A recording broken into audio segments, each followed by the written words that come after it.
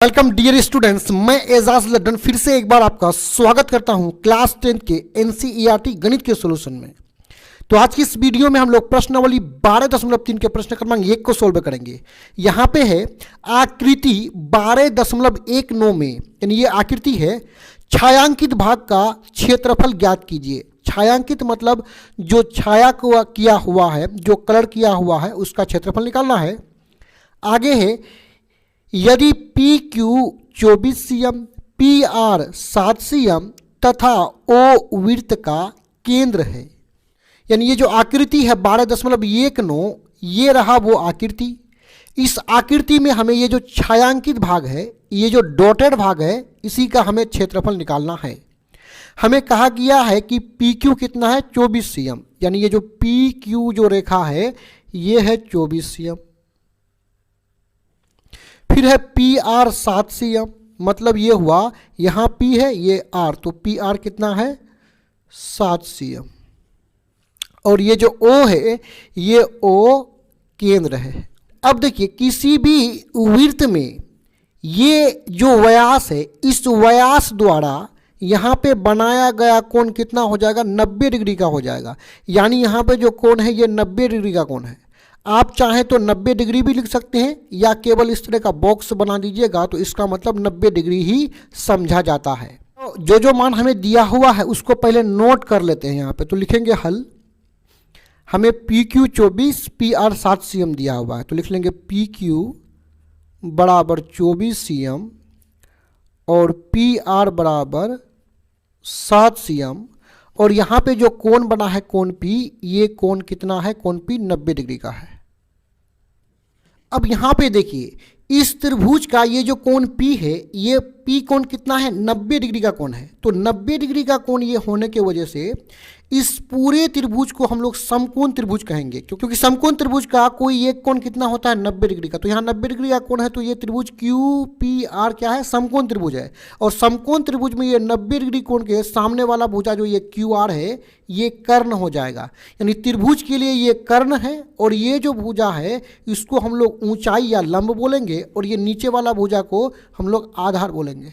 अब यहाँ पे जो ये छायांकित भाग है, ये जो डॉटेड वाला एरिया है, क्षेत्रफल है, उसके क्षेत्रफल को निकालने के लिए हमें क्या करना पड़ेगा, ये जो पूरा भाग है, ये जो अर्धवृत्त यहाँ पे दिखाई पड़ रहा है, इस अर्धवृत्त के क्षेत्रफल में हम त्रिभुज के क्षेत्रफल को घटाएंगे तो ये छायांकित भाग का क्षेत्रफल हमें प्राप्त हो जाएगा। छायांकित भाग का क्षेत्रफल निकालने के लिए हमें अर्धवृत्त के क्षेत्रफल में त्रिभुज के क्षेत्रफल को घटाना पड़ेगा, तभी छायांकित भाग का क्षेत्रफल हमें मिलेगा।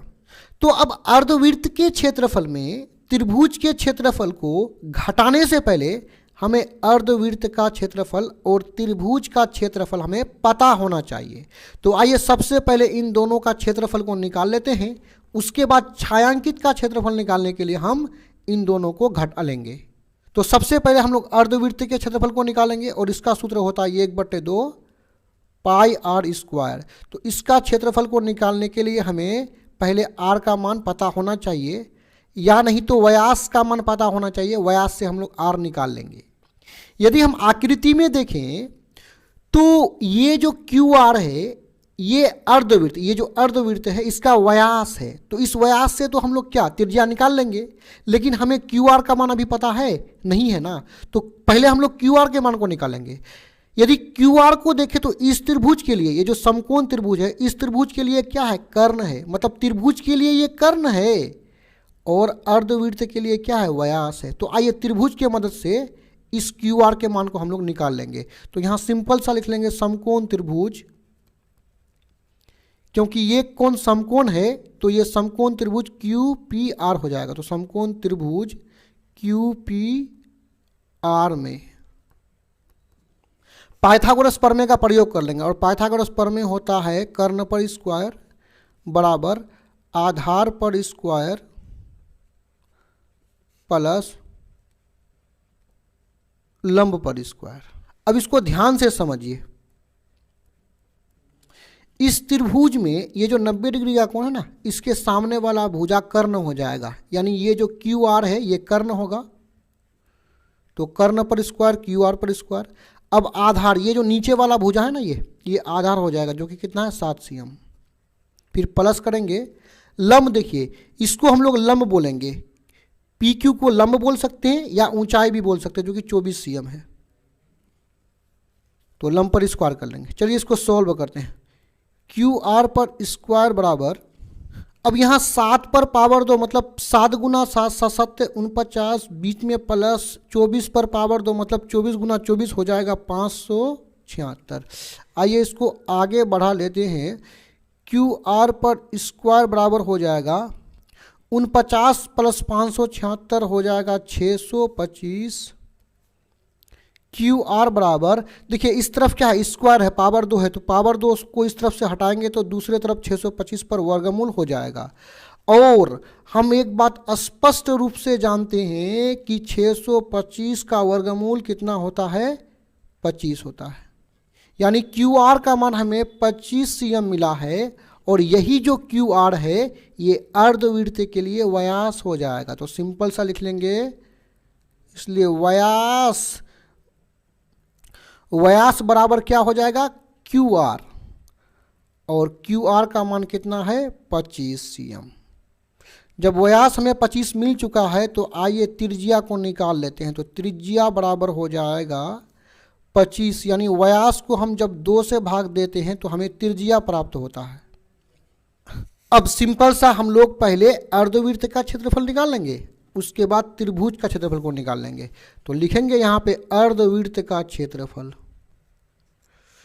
अर्धवृत्त का क्षेत्रफल को यहाँ पे शॉर्ट में लिखे हैं, और सूत्र होता है 1/2 पाई आर स्क्वायर।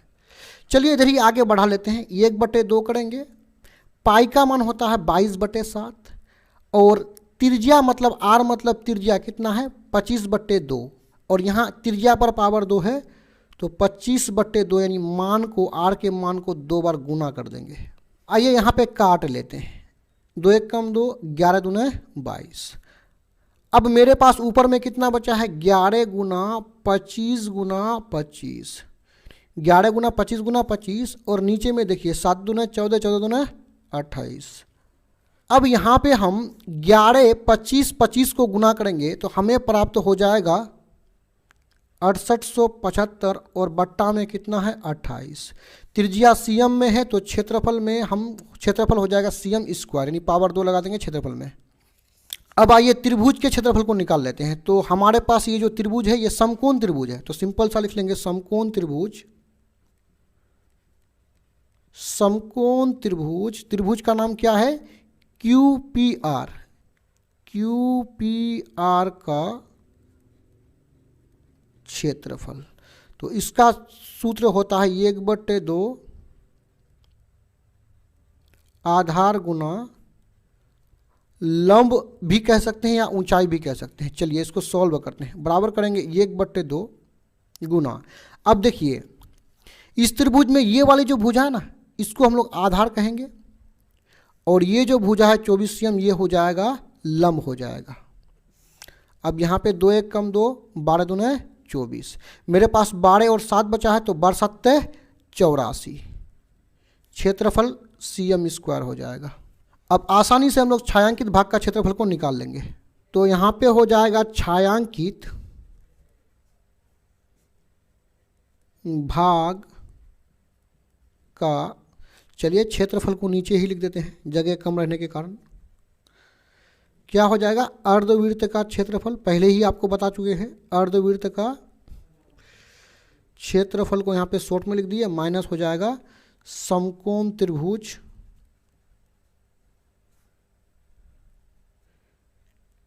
QPR का क्षेत्रफल। मानों को यहाँ पे रख लेंगे। अर्धवृत्त का क्षेत्रफल हमें प्राप्त कितना हुआ है,